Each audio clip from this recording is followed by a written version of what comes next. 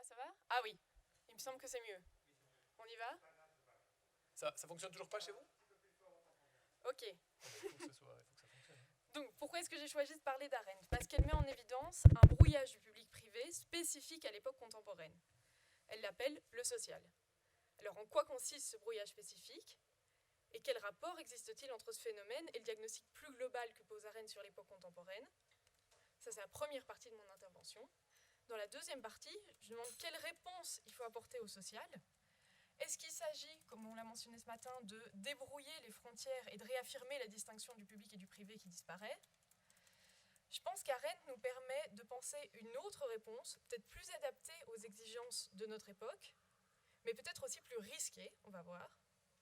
Donc ce serait que contre ce brouillage spécifique, la meilleure alternative, ce serait un autre brouillage. Bon, j'y reviendrai. Dans Conditions de l'homme moderne, Arendt pose un diagnostic sur l'époque contemporaine. La division du public et du privé, autrefois claire, tend à disparaître complètement. Alors du temps des Grecs, public et privé sont des opposés symétriques. Il y a d'abord une première vie privée, c'est l'oikia, c'est une alliance en vue de la subsistance biologique, le foyer, la famille, caractérisée par la nécessité et les rapports inégalitaires, puisque tout s'organise autour de l'autorité du chef de famille. Ensuite, une seconde vie, le public comme lieu de la liberté et de l'égalité. C'est là que les êtres humains se réunissent entre égaux pour agir collectivement, librement et faire de la politique. Alors aujourd'hui, les sphères publiques et privées sont brouillées, voire ont complètement disparu.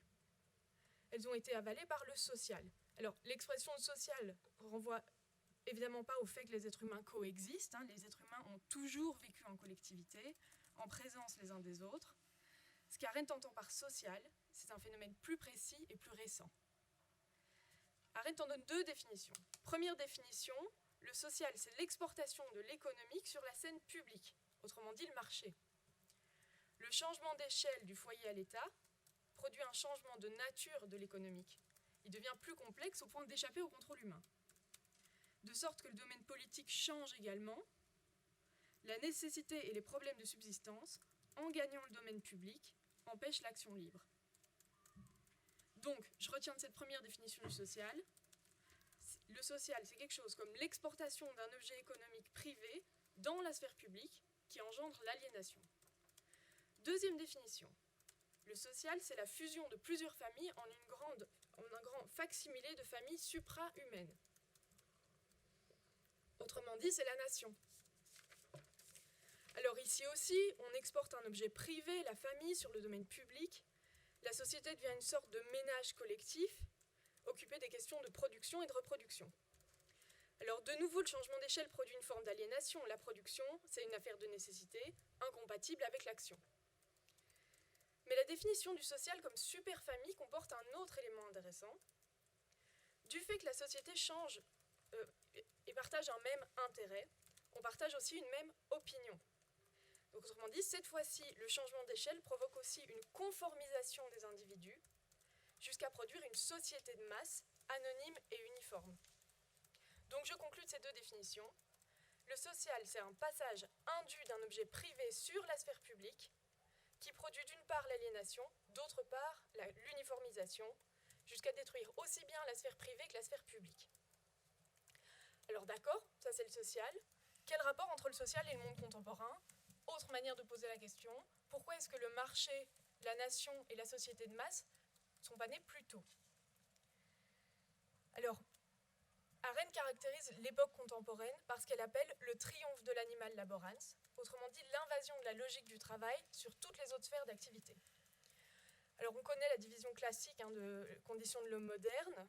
Arendt classe les activités humaines en trois genres. D'abord le travail en série qui vise le renouvellement de la vie biologique. Deuxièmement, l'œuvre d'art et d'artisanat, utile et produite par un individu identifiable.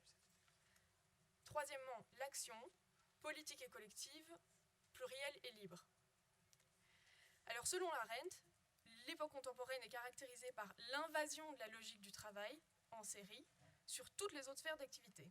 On ne peut plus penser la politique et l'œuvre d'art ou d'artisanat, la culture, autrement qu'en termes de production, de nécessité et de renouvellement. Alors à dire les choses comme ça, il me semble qu'on comprend mieux le rapport entre le social et l'époque contemporaine. Côté culture, la culture est récupérée par la logique du travail. Là où l'œuvre visait la construction d'un monde commun, la culture devient un divertissement au service du renouvellement de la force de travail. On va au cinéma pour souffler, pour recharger ses batteries et pour retourner travailler. Vite consommé, vite oublié.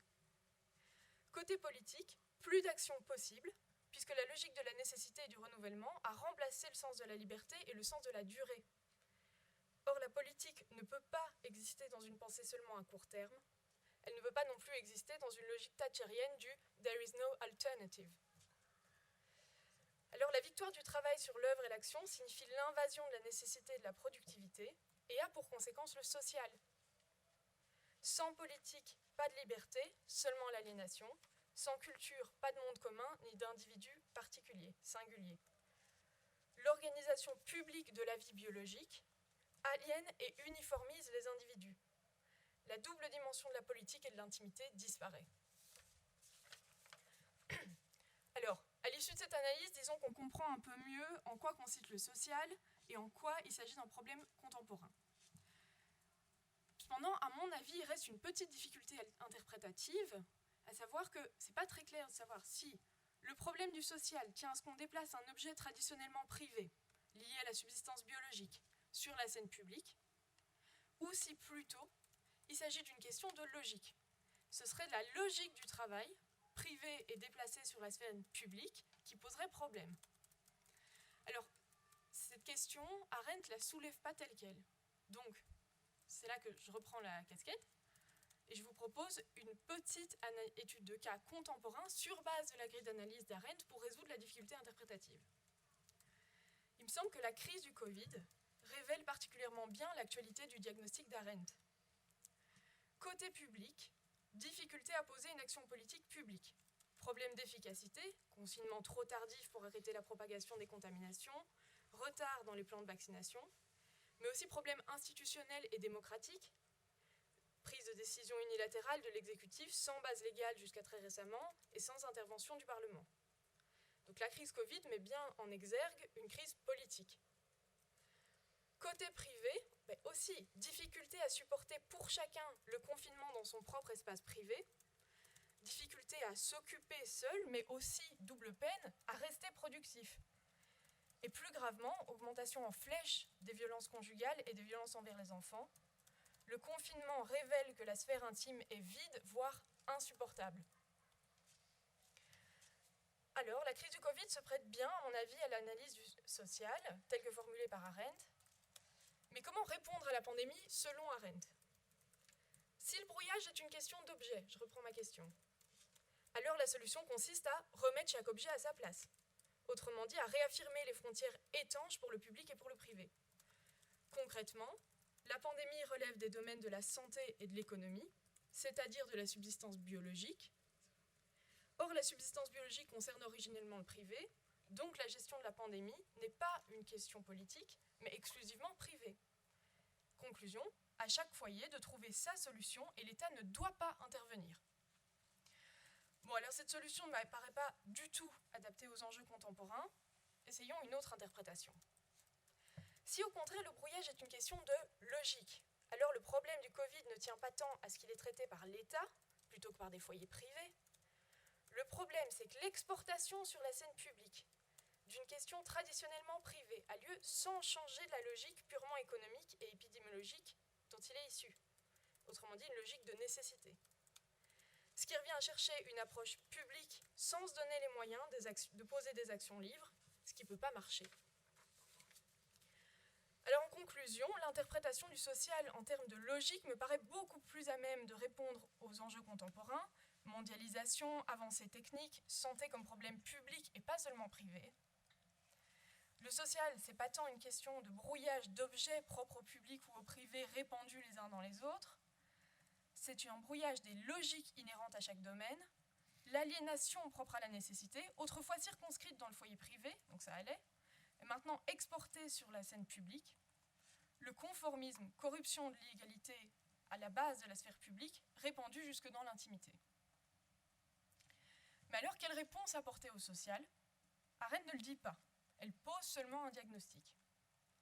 À partir de ces catégories, moi je vais essayer de dégager une réponse. Si le social est un brouillage des objets publics et privés, alors la solution consisterait à clarifier les frontières. Mais cette solution ne convient pas. Si le social est un super privé, puisqu'après tout on a dit que c'était une super famille, il faudrait réinvestir la politique, super public. Mais le social n'est pas la victoire du privé sur le public, si on est bien précis, puisqu'il détruit aussi bien les sphères privées que publiques. Donc cette solution ne fonctionne pas non plus. Primo, parce que le social n'est pas un super privé. Secondo, parce que la politique n'existe déjà plus, selon Arendt, donc on aurait du mal à la réinvestir. Alors, sur base des analyses d'Arendt, je propose de répondre au social en profitant de l'ambiguïté du brouillage. Comme le brouillage est un entre-deux, entre public et privé, il est aussi bien le lieu de tous les dangers que de toutes les inventions. Donc je fais une hypothèse. Plutôt que de faire prévaloir la distinction des sphères, ou une sphère sur l'autre, il faudrait plutôt jouer brouillage contre brouillage. Autrement dit, pour lutter contre le social, il faudrait investir un brouillage symétriquement opposé. Mais alors à quoi ressemblerait-il ? On le sait, il existe différents types de brouillage, le séminaire l'a montré pendant 2 ans. Le social, c'est le brouillage spécifiquement contemporain qui est caractérisé par l'aliénation et l'uniformisation. Donc le brouillage opposé serait caractérisé par la liberté plutôt que par l'aliénation et par la pluralité de vrais individus plutôt que par le conformisme, masse uniforme. Mais alors c'est quoi ce brouillage libre et pluriel ? Quand on dit liberté et pluralité, chez Arendt, ça évoque tout de suite le domaine public. Mais on a déjà réfuté cette possibilité. En fait, si on lit plus précisément le texte d'Arendt, la liberté et surtout la pluralité caractérisent pas tellement le domaine public, mais ce qu'elle appelle l'espace de l'apparence. Alors je cite Arendt, « L'espace de l'apparence commence à exister dès que les hommes s'assemblent sur le mode de la parole et de l'action. Il précède par conséquent toute constitution formelle du domaine public et des formes de gouvernement. » Autrement dit, l'action publique ne peut pas se produire sans un espace commun, partagé, où les hommes se réunissent entre égaux et se distinguent les uns les autres. Mais cet espace n'est pas forcément politique, même s'il est la condition de l'action politique. En fait, il concerne tous les lieux où les hommes s'assemblent sur le mode de la parole et de l'action, dit Arendt. Autrement dit, ce serait ce qu'on appelle aujourd'hui un espace de sociabilisation. Peut-être les communs dont a parlé Marie-Sophie tantôt. Tu me diras. Donc un espace de sociabilisation, mais pas n'importe lequel, à condition que cet espace ne soit pas du côté de l'uniformité. Cet espace de l'apparence, on est d'accord, il ressemble au social. Il n'est ni dans le privé, ni tout à fait dans le public. Il s'agit toujours de rassembler des hommes. Mais ce qui les différencie, c'est que les modes de rassemblement ne se ressemblent pas. La logique du social rassemble des anonymes, ni libres ni égaux, mais conformes. Le résultat produit est une masse, alors que c'est l'inverse pour l'espace de l'apparence. Concrètement, c'est ce qu'on appelle les mouvements sociaux aujourd'hui. Je prends l'exemple de Nuit debout, et je termine là-dessus. Ce n'est pas un espace public. Dans Nuit debout, il ne s'agit pas de prendre des décisions. Les réunions n'ont en fait aucun pouvoir. Donc ce n'est pas de la politique, ce n'est pas un espace public. Mais c'est potentiellement un lieu de commun, de partage, où chacun peut prendre la parole pour marquer sa différence d'opinion. Alors la trame collective n'est pas tant le produit des individus, ni les individus le produit du collectif, mais ils s'actualisent l'un l'autre. C'est l'événement des prises de parole et du rassemblement des individus et des participants qui les individualise et qui les constitue comme un groupe. Alors ça, Ceci Nuit debout, c'est bien un espace de l'apparence. Mais je ne sais pas si vous avez tenté de participer aux réunions. Bon, l'entre-deux est toujours ambigu. Nuit debout a aussi montré combien ces prises de parole pouvaient toutes se ressembler et s'enchaîner à l'infini dans une absolue, quasi-absolue conformité des participants. C'est le versant social de l'expérience. Donc en conclusion, dans l'entre-deux, la réussite n'est jamais garantie, mais c'est cette ambiguïté qui permet d'ouvrir une brèche. Voilà. Merci de m'avoir écouté. Merci beaucoup Lou, magnifique texte et effectivement la pensée d'Arendt est extrêmement pertinente. Voilà, bon, ce sera moi-même aussi le fil de conducteur de mes conclusions, donc j'ai retrouvé beaucoup de choses, on va peut-être un peu se répéter, mais vraiment super intéressant et belle réinterprétation aussi voilà, très, très inspirante. Merci beaucoup. Ben voilà, sans transition, on va passer à un sujet tout autre, évidemment, avec Jérémy et, disons, qui parle pour deux, qui parle aussi pour Thierry Léonard, sur un sujet qui les a déjà pas mal, je crois, travaillé. Et donc, voilà, on est très, très heureux d'entendre le résultat de vos cogitations. Merci beaucoup, Antoine. Attends, je vais juste... Ça va, merci beaucoup, Antoine. Je suis très content de vous parler de ce sujet aujourd'hui. J'avoue que j'ai aussi un peu d'appréhension d'en parler. D'abord parce que je parle en même temps que le recteur, et donc j'espère qu'il ne m'en voudra pas. Ensuite parce que c'est un sujet qui, sous son apparence, peut être simple, recèle une complexité absolument infinie, et j'ai l'impression qu'au plus je lis sur le sujet, au moins je le comprends. Donc, autre chose, je m'étais évidemment arrangé pour faire cette contribution avec un spécialiste du droit subjectif qui est Thierry Léonard. Cela, j'en ai profité pour réserver un billet d'avion il y a quelques mois. Il m'avait prévenu, mais donc... il m'avait prévenu. Évidemment, il m'a demandé de l'excuser pour son absence, mais donc je vais faire ce que je peux pour essayer de vous présenter un petit peu ce sujet qui est toujours encore en cours de réflexion. Alors, le plan de mon exposé, il est en 3 parties. Je vais aborder très brièvement une dimension un peu historique, une histoire croisée du droit subjectif et la distinction entre droit privé et droit public, que je vais appeler summa divisio parfois par facilité. J'irai très vite malheureusement parce que le temps est compté.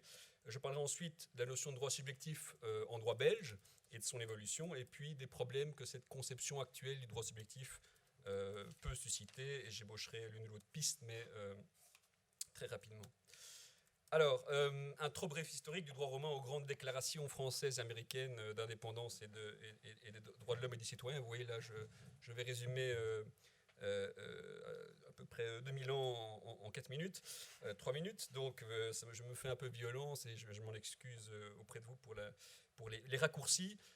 Si on parle de la summa divisio, j'en avais déjà parlé lors de la séance introductive, donc je vais assez vite. Elle apparaît dans le droit romain, dans le digeste.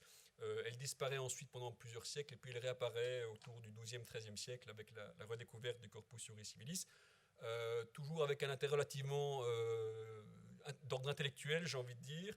Et puis on voit dans les siècles qui suivent l'apparition d'un droit dérogatoire au droit commun, qui est en fait principalement des privilèges d'ordre royal.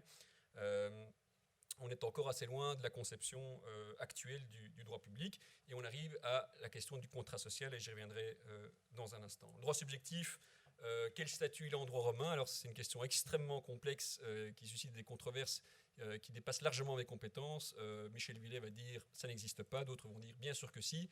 Si je devais simplifier, je dirais en tout cas c'est une conception assez différente de la nôtre. On est plutôt dans une idée de droit, le ius, qui est dans une espèce de relation de réciprocité où on a à la fois des droits et des obligations, plutôt qu'avoir uniquement un droit distinct de toute obligation dans le chef d'un tiers. En écoutant Marie-Sophie, je pensais à cette idée de théorie relationnelle de la propriété, de bundle of rights. À mon avis, c'est quelque chose d'assez comparable à creuser.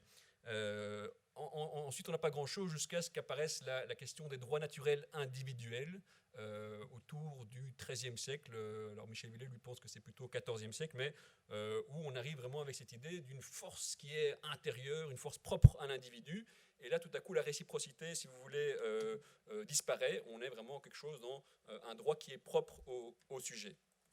Et on arrive aussi quelques siècles plus tard au contrat social. Je vous cite ici l'article 2 de la Déclaration des droits de l'homme et du citoyen. Le but de toute association politique, c'est la conservation des droits naturels et imprescriptibles de l'homme.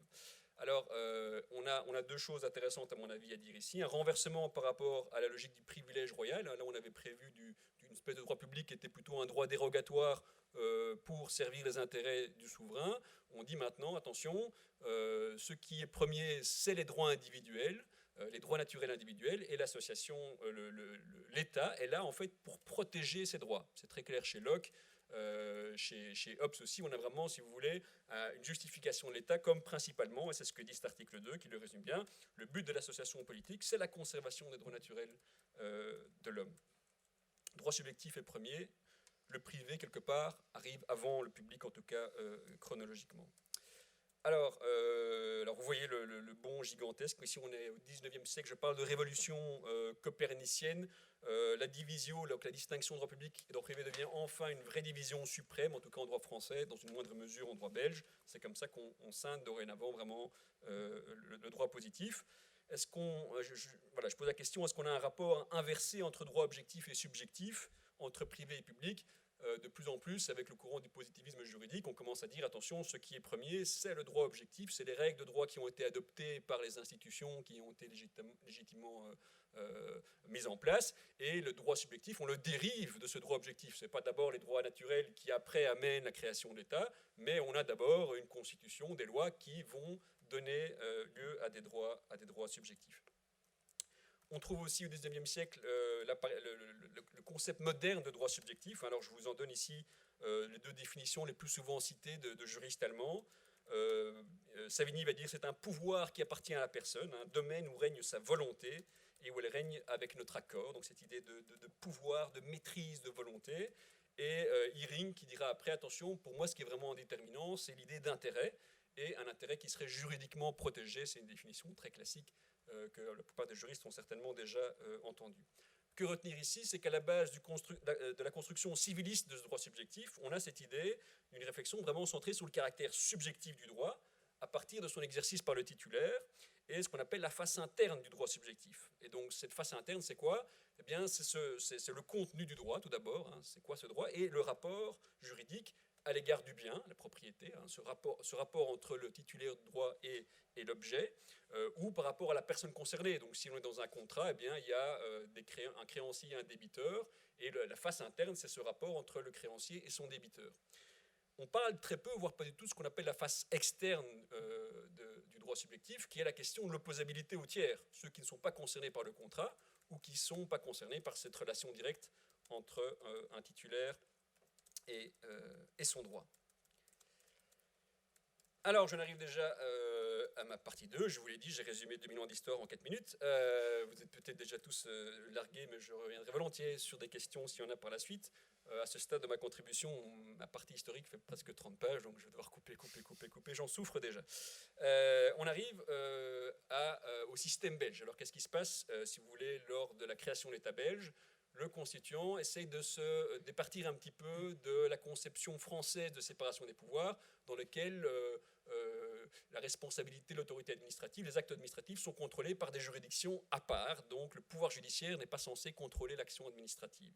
Le constituant belge ne veut pas de cette situation, il veut que le pouvoir judiciaire, les juges, puissent contrôler le respect des droits individuels, lors même qu'ils auraient été violés par l'autorité administrative. Et donc, il adopte ces deux articles fondamentaux, qui étaient les articles 92 et 93, qui sont maintenant les articles 144 et 145 de la Constitution, qui disposent que les contestations qui ont pour objet des droits civils sont exclusivement du ressort des tribunaux, et que celles qui ont pour objet des droits politiques sont du ressort des tribunaux, sauf les exceptions établies par la loi. On ne parle pas de droits subjectifs, vous l'aurez remarqué dans ce texte. C'est important, j'y reviendrai. Les droits civils sont inhérents. Alors voilà, donc c'est intéressant, c'est que là où je vous ai dit, au 19e siècle, on commence assez globalement à trouver que c'est plutôt le droit positif qui est la source des droits subjectifs. On a encore des juristes, d'éminents juristes, comme le procureur général Mathieu Leclerc, qui fait un discours qui a marqué les esprits en 1852, où il répète cette conception selon laquelle les droits civils, ce sont en fait des droits naturels.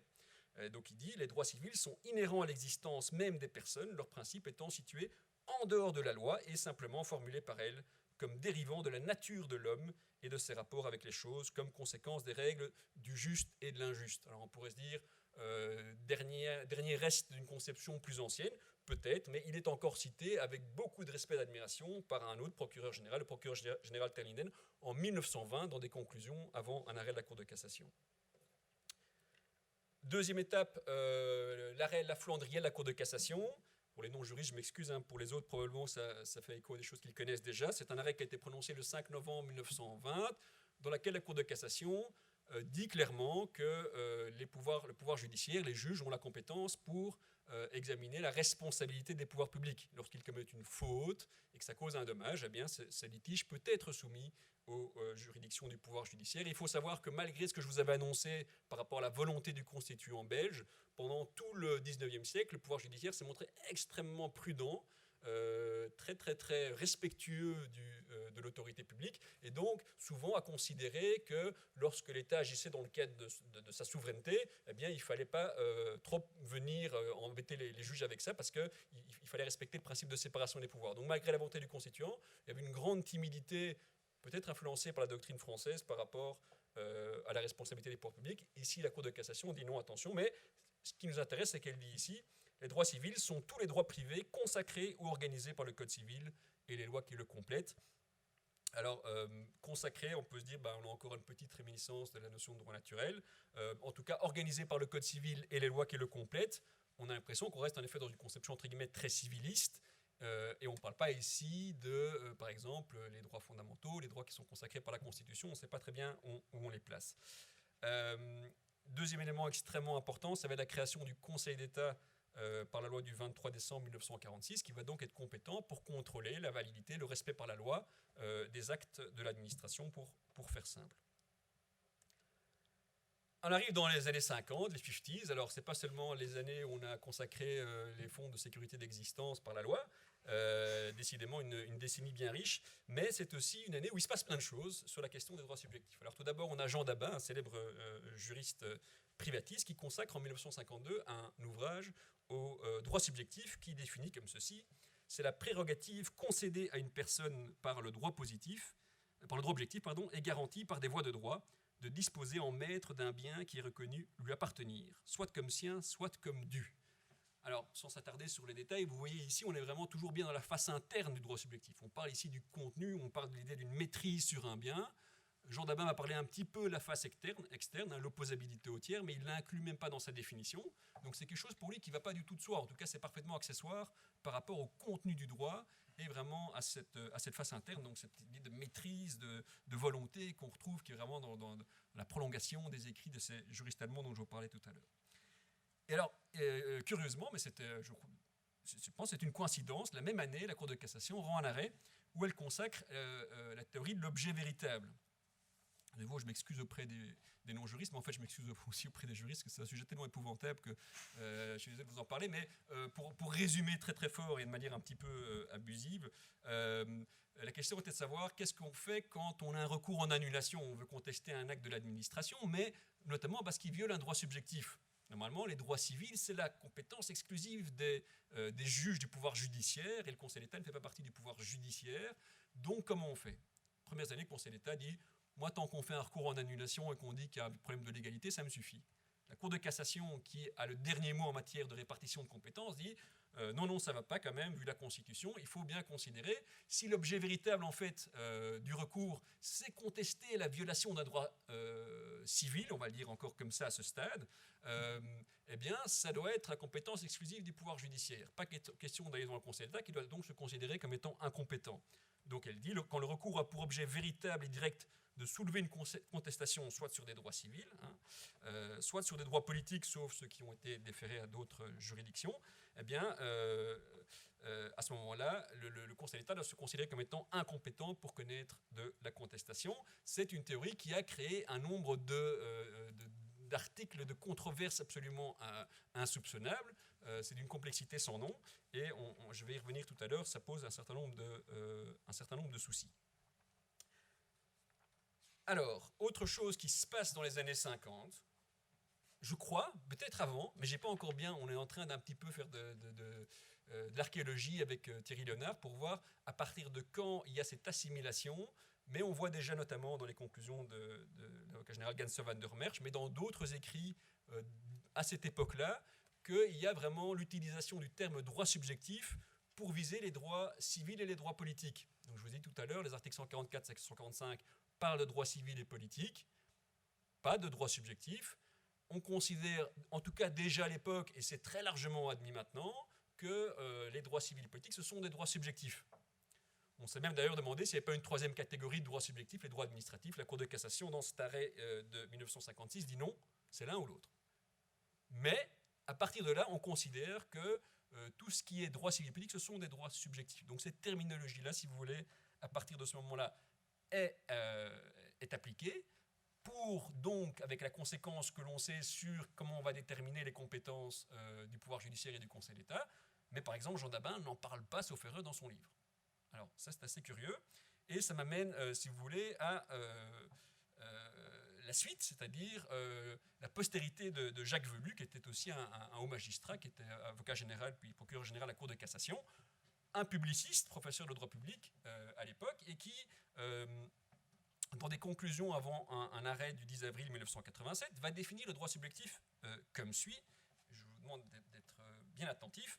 Le droit subjectif qui a pour essence le pouvoir d'exiger d'un tiers un certain comportement, le cas échéant par l'exercice d'un recours juridictionnel, est conditionné, à tout le moins, par l'existence d'une obligation juridique précise qu'une règle de droit objectif met directement à charge du tiers, donc une obligation juridique précise qu'une règle de droit objectif met directement à charge du tiers, ainsi que par celle d'un intérêt, quand même, propre dans le chef de celui qui exige l'exécution de cette obligation.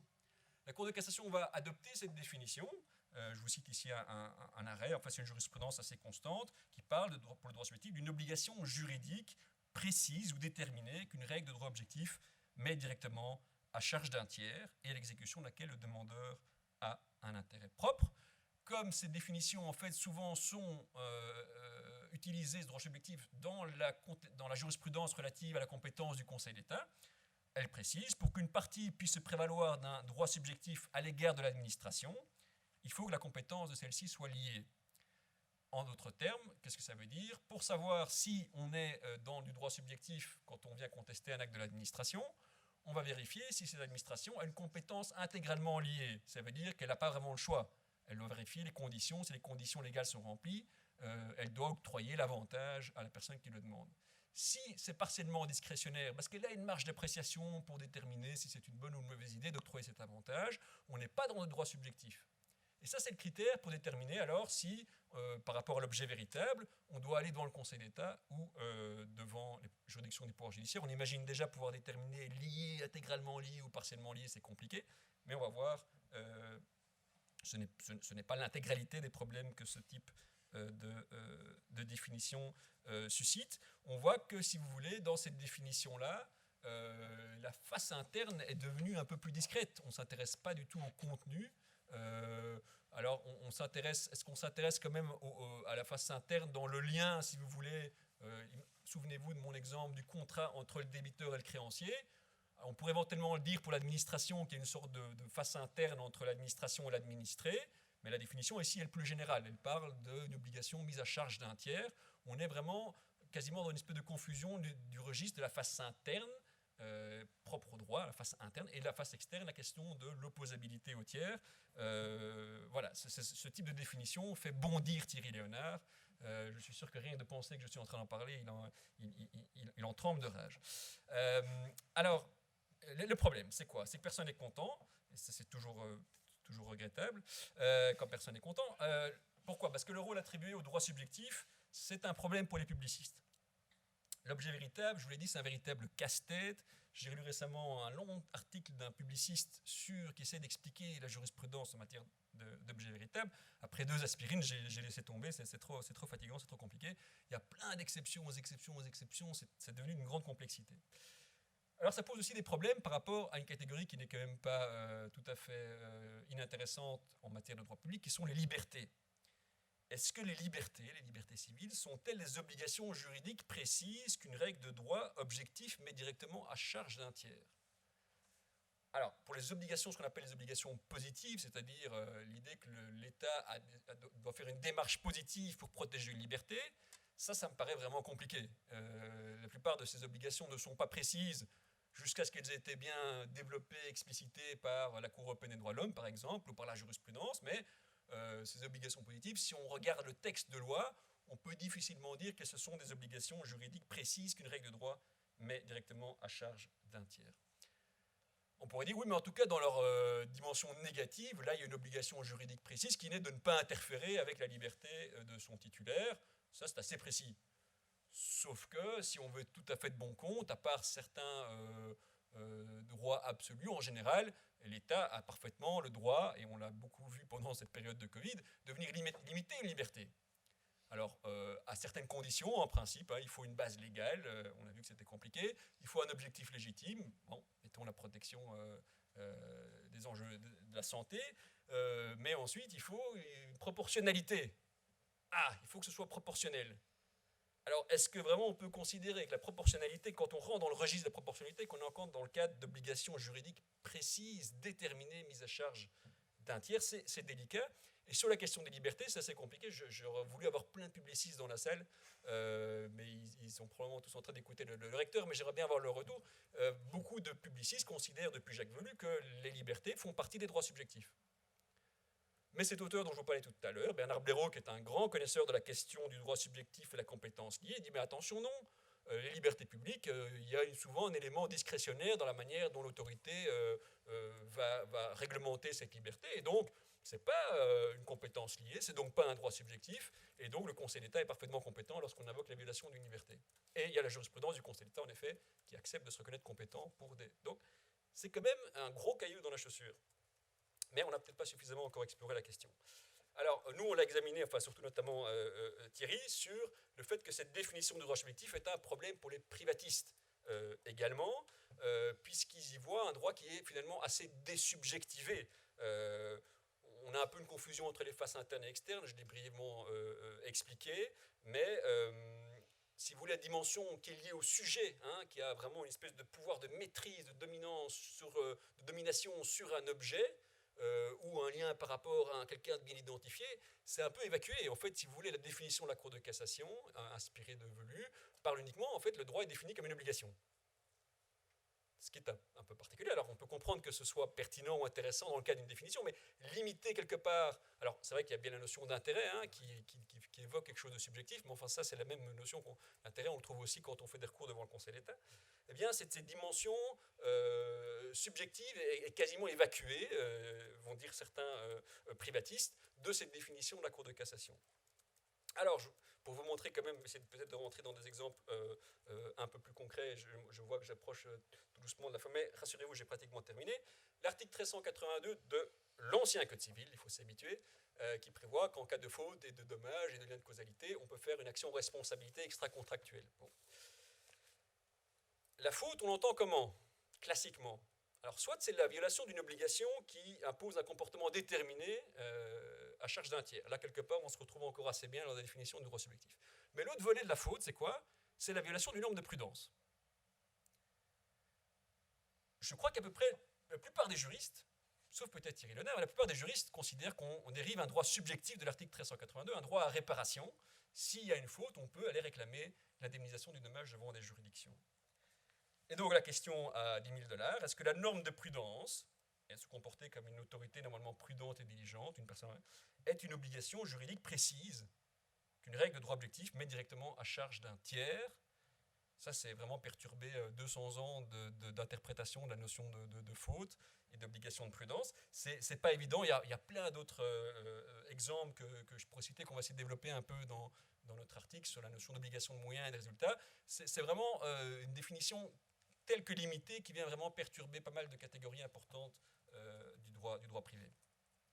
Alors, dernière chose que je ne fais qu'évoquer, mais en écoutant Marie-Sophie ce matin, je ne pouvais pas ne pas en parler, la question du droit subjectif a longtemps été considérée comme étant l'alpha et l'oméga du procès civil. On n'a besoin que d'un intérêt pour faire une action, mais notre action ne sera fondée que si on peut faire valoir un droit subjectif devant les juridictions des pouvoirs judiciaires. On voit aujourd'hui que ça, c'est quand même un costume un peu trop étriqué, justement, si on parle de notions comme de commun, si ce que le législateur a fait en 2018, on adopte une action d'intérêt collectif, on voit ici la notion de droit subjectif, en tout cas, doit être probablement réétudiée à cette aune-là. Alors, quelle solution à ce stade? On a une proposition, entre guillemets, qui a le mérite de la simplicité, peut-être sortir d'une conception unitaire du droit subjectif, une qui peut-être serait là pour les articles 144 et 145. Je rappelle que la Constitution ne parle pas du terme droit subjectif. On pourrait utiliser une conception plus large de droit individuel, par exemple. Ce serait peut-être un petit peu moins sensible pour les privatistes. Et en effet, pouvoir distinguer selon le type de régime ou de juridique dans lequel on se trouve. Alors, pour terminer, parce que j'ai parlé un peu plus que 20 minutes, on avait commencé à 38, donc ça va, je me contente d'une citation de Paul Roubier, qui écrivait il y a déjà pas mal d'années « Il n'est pas sûr que les philosophes entendent les mots droit subjectif de la même manière que les juristes. Il n'est même pas certain que les juristes de droit public l'entendent comme les juristes de droit privé. » Je conclus, en effet. Merci pour votre attention.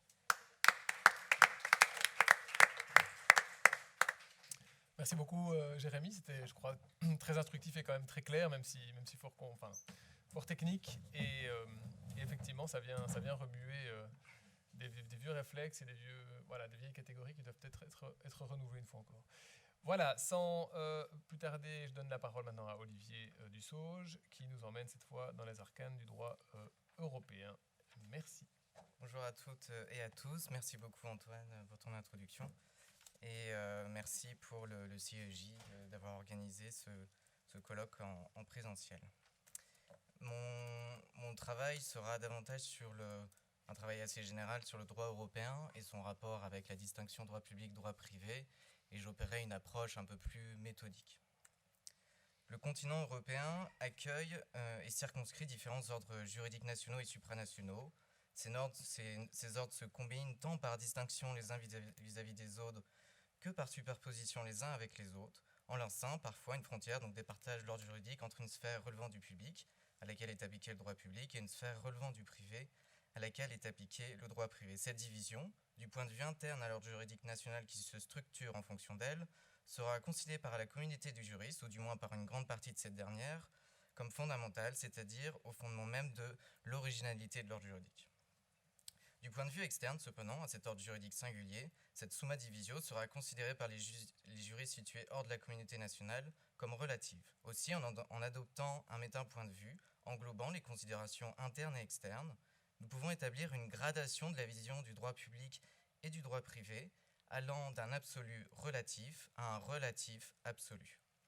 Je souhaite rendre intelligible cette gradation opérant au sein du continent européen, parmi ces différents ordres juridiques, ainsi que le mouvement dans le temps et dans l'espace, grâce auquel une division notionnelle puis catégorielle a pu naître, se perpétuer et se transformer.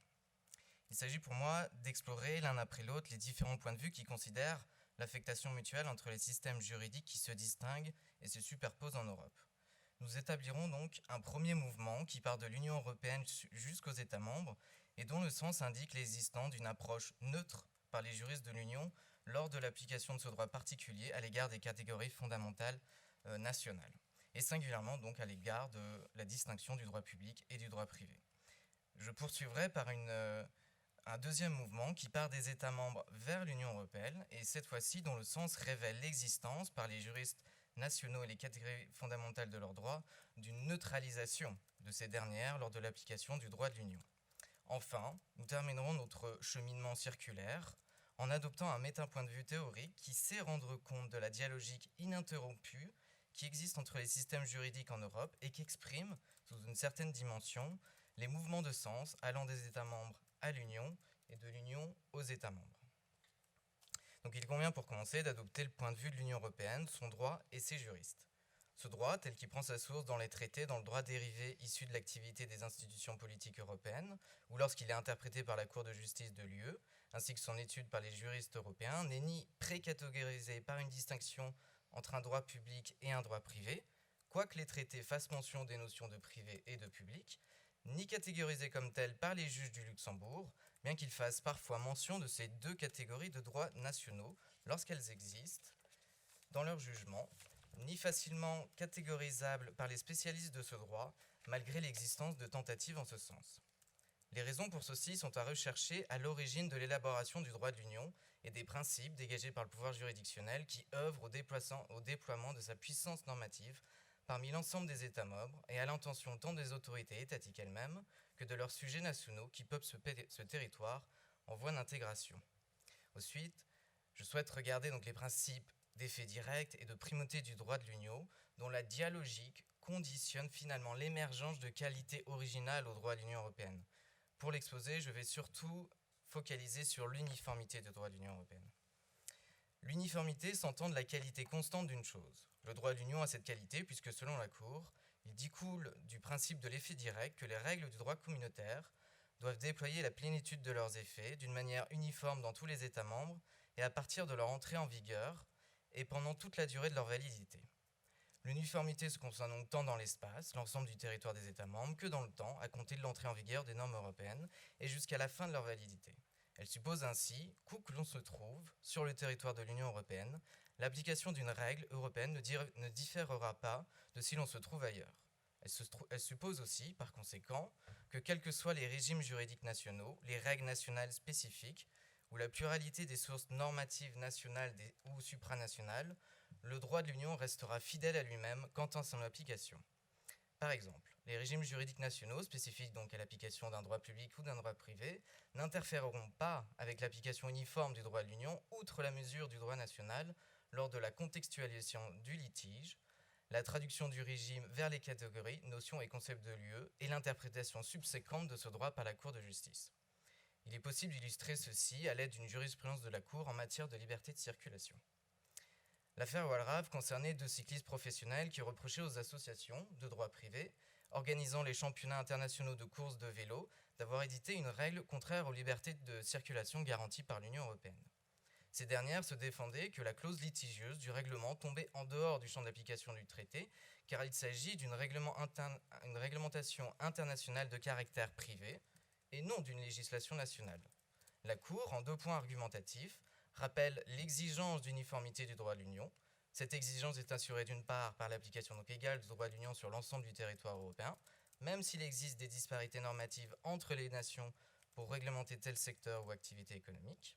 Ainsi, je cite, « Les conditions de travail étant dans leurs différents États membres régies tantôt par la voie de dispositions d'ordre législatif ou réglementaire, tantôt par des conventions et autres actes conclus ou adoptés par des personnes privées, une limitation des interdictions en cause aux actes de l'autorité publique risquerait de créer des inégalités quant à leur application. L'exigence d'uniformité du droit de l'Union est donc assurée d'autre part par l'objectif politique spécifique au traité, celui de l'intégration européenne au moyen de la création d'un grand marché. Cette fois-ci, je le cite encore, l'abolition entre les États membres des obstacles à la libre circulation des personnes et à la libre prestation des services, qui sont des objectifs fondamentaux de la communauté, énoncés à l'article 3, lettre C du traité, serait compromise si l'abolition de leur autonomie juridique par des associations ou organismes ne relevant pas du droit public. L'objectif intégrationniste du droit de l'Union justifie donc, pour le juge, d'intégrer l'ensemble des rapports juridiques nationaux ou supranationaux entre particuliers ou entre particuliers et autorités étatiques dans la sphère d'application du droit de l'Union. Pour poursuivre, il convient d'adopter le point de vue, cette fois-ci, des États membres, de leurs droits et de leurs juristes. Si l'UE agit de façon neutre vis-à-vis des catégories juridiques nationales propres, fondamentales ou non aux États membres, alors en retour, du point de vue de ces derniers, ils sont affectés par la neutralisation de ces catégories nationales, lors de l'application donc, du droit de l'Union dans leur ordre interne. La neutralité intégrationniste d'un système juridique vis-à-vis d'un autre s'accompagne de la neutralisation d'une partie des caractères du système intégré. Il est possible d'illustrer ce phénomène à l'aide de la jurisprudence de la Cour de justice en matière de marché intérieur, et donc spécifiquement au droit de 2 grandes composantes qui l'innervent, on le sait, les libertés de circulation et les règles de concurrence. Il s'agira de révéler les effets de l'application du droit primaire du marché intérieur de l'UE sur les catégories donc juridiques nationales de certains États membres, que sont le droit privé et le droit public. Comme j'ai déjà un peu parlé des libertés de circulation, je vais m'intéresser aux règles de concurrence. Il convient de prendre la mesure des effets de l'uniformité des règles de concurrence sur les catégories juridiques nationales et constater les nuances qui existent lors de leur application neutralisante sur les distinctions nationales du droit privé et du droit public. C'est certainement en cette matière que les effets ont été les plus remarquables et les plus remarqués par les juristes. Afin de comprendre ceci, il convient d'observer préalablement la singularité des règles concurrentielles quant à leur applicabilité. Le TFUE précise que l'entreprise est le destinataire de ce droit, soit qu'elle le mobilise, soit qu'elle en subisse la mobilisation par un autre. La Cour de justice s'emploie à en définir les contours, et nous observerons qu'ils englobent tant les entités non étatiques que l'État lui-même en certaines situations, c'est-à-dire transgressent les catégories nationales du droit public et du droit privé. Un autre critère d'applicabilité corrélatif au premier est la notion d'activité économique. La notion d'activité économique, qui traiterait, elle aussi, les catégories juridiques nationales. Il convient donc de préciser la définition générale que donne la Cour de cette notion. Je cite, « constitue une activité économique, toute activité consistant à offrir des biens ou des services sur un marché donné ». Je précise également la définition générale que la Cour donne de la notion d'entreprise. La notion d'entreprise comprend toute entité exerçant une activité économique, indépendant du statut juridique de cette entité et de son mode de financement. A l'inverse, la Cour de justice a précisé strictement cette fois-ci certaines activités qui n'étaient pas économiques et qui par conséquent échappaient au domaine d'application du droit de la concurrence. Les tracés des limites de ce champ d'application par la Cour peuvent se résumer comme suit. D'une part, elle évacue les activités de puissance publique exercées par l'État ou par des entités non étatiques, missionnées à cet effet. Pour ce faire, elle scrute plusieurs éléments dont l'organisation les uns avec les autres prouve qu'il s'agit d'activités non économiques. La nature, l'objet et la réglementation à laquelle elles sont assujetties sont autant de dimensions nécessaires pour arriver à cette conclusion. D'autre part, les fonctions sociales basées sur la solidarité font l'objet d'un traitement semblable par la Cour, qui scrutera à tour de rôle divers éléments dont l'agencement prouvera que l'activité ne relève pas du champ d'application du droit de la concurrence. Il s'agit d'observer le caractère solidaire, général et altruiste de l'activité. En ces différentes situations, le régime de droit, public ou privé, auquel sont assujetties les entités nationales qui accomplissent ces activités, est neutralisé par la Cour de justice, qui intègre les régimes nationaux dans son système et son raisonnement juridique, c'est-à-dire annule une partie des effets au profit des catégories spécifiques du droit de l'Union européenne. Ma troisième partie, donc, consiste à adopter un point de vue englobant ceux des droits de l'Union européenne, des États membres et de leurs juristes. Nous savons que le système juridique de l'UE est neutre vis-à-vis des catégories juridiques nationales, fondamentales ou non, et qu'en retour, cette neutralité emporte la neutralisation de ces mêmes catégories au sein des systèmes juridiques nationaux. Nous constatons dès lors que les différents systèmes juridiques en Europe s'affectent mutuellement. Les catégories et notions juridiques des États membres sont traduites par les juges du Luxembourg et intégrées au sein du système de l'UE qui, en retour, irradie de ces catégories spécifiques. J'ai parlé des libertés de circulation, des règles de concurrence par exemple, les États membres en s'intégrant aux systèmes juridiques nationaux. J'ai développé tout un travail historique qui souhaitait reprendre la distinction du droit public et du droit privé, le confronter à une vieille summa divisio qui était celle du dominium à l'imperium. Je n'ai pas le temps aujourd'hui de développer. Finalement, je vais essayer d'établir sur le plan théorique une division notionnelle qui soit apte à intelligibiliser le plus justement possible la réalité juridictionnelle européenne relative à la tension qui oppose, en même temps qu'elle lie, le particulier au général, c'est-à-dire le privé au public.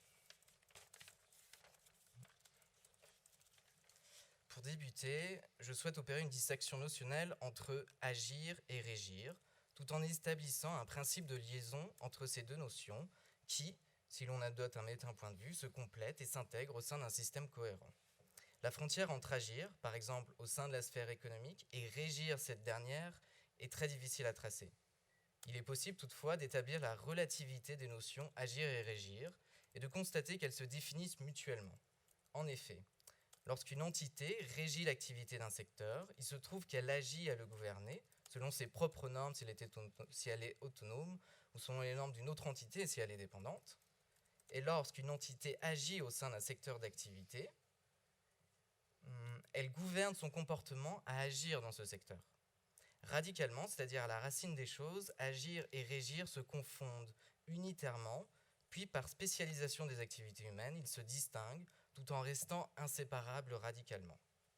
Il existe par conséquent une dialogique des notions agir et régir qui conditionne la vitalité des sphères d'activité humaine s'étendant ou refluant au sein du corps social. À l'instinct des couples de notions privées, publiques et imperium dominium que malheureusement je n'ai pas le temps de présenter, le couple agir-régir est fondé et borné sur et par lui-même, issu d'une racine unique, il se distingue selon un processus génératif. Dès lors, je souhaite organiser une grille de lecture de la réalité juridictionnelle européenne de certaines situations selon 4 configurations. Agir en vue du général, agir en vue du particulier, régir en vue du général et régir en vue du particulier. Opérer une déliaison entre les notions de public et celles de souveraineté, ainsi qu'entre les notions de privé et celles de propriété. Liaison qui souvent, j'ai l'impression, amalgame en une notion substantialiste, un public qui uniquement régirait en vue de l'intérêt général, et un privé qui uniquement agirait en vue des intérêts privés. En retour, l'entité publique ou privée, telle que qualifiée dans un ordre juridique national, deviendrait l'objet d'une analyse systémique en fonction de ses aptitudes, ses capacités, ses compétences à agir ou à régir en vue d'un objectif particulier ou général. Toutes les situations dès lors sont potentielles. Dans cette optique, tant le droit public national que le droit privé national mobilisé par les destinataires ou à l'encontre de ces derniers en vue de la réalisation d'une certaine finalité peuvent s'analyser selon cette matrice. Ceci ne met évidemment pas fin au contenu conjoncturel de chacune de ces notions, à l'instar des longs et nombreux débats qui gravitent toujours autour des notions d'impérium, de dominium, de public et de privé. Il s'agira toujours de reprendre confinément par là leur vitalité les discussions sur ce qui relève du général ou du particulier, en quoi agir est différent de régir et comment ces notions s'avèrent enracinées dans un ensemble nucléique, c'est-à-dire sont très intimement liées entre elles. Par conséquent, une lecture théorique qui adopte un méta point de vue sur les droits en Europe et la jurisprudence corrélative et use d'un ensemble organisé de notions telles que particulier, général, agir, régir, opérerait de façon neutre, on l'espère, à l'égard des notions et catégories juridiques nationales et supranationales. En retour, nous avons conscience que cette lecture scientifique neutralise les catégories préexistantes, à l'instar du travail de la Cour de justice, lorsqu'elle traduit au sein de ses propres catégories les notions fondamentales des États membres. Toutefois, par l'effort de recherche dans le temps long des notions historiques, les plus en adéquation avec le raisonnement juridique à l'œuvre au sein de la jurisprudence de la Cour, ainsi que leur actualisation en des termes différents, mais dont le sens nous semble pour moi soit plus précis, soit plus neutre, nous essayons d'élaborer un outil méthodique dont la visée est donc d'intelligibiliser au mieux le complexe de la réalité juridictionnelle européenne, sans occulter toutefois la distinction du droit public et du droit privé, distinction encore structurante pour certains ordres juridiques nationaux. Merci pour votre attention. Merci beaucoup Olivier pour cette belle trouvaille conceptuelle, effectivement très inspirante à réfléchir en effet. Et évidemment, on pourra en parler après, mais intéressant que tu puisses revenir après sur 2-3 exemples concrets de ces différents cas de figure dont tu parlais. Merci beaucoup. Alors, je passe la parole maintenant à Damien Piron. Je dois venir... Tu veux la petite... elle était là. Ah non, voilà. Oui, voilà, c'est ça. Je l'avais pas vu.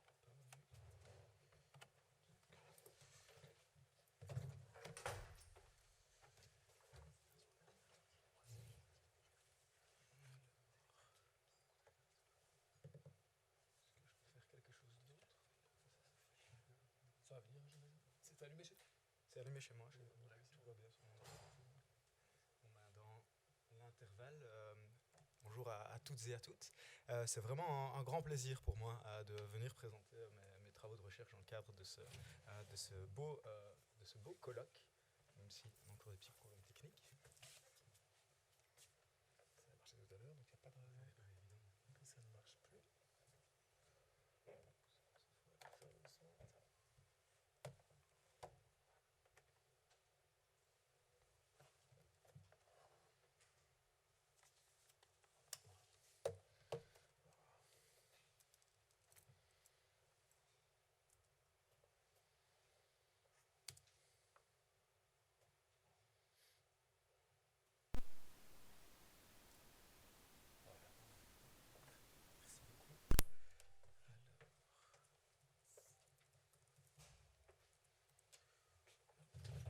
Voilà qui est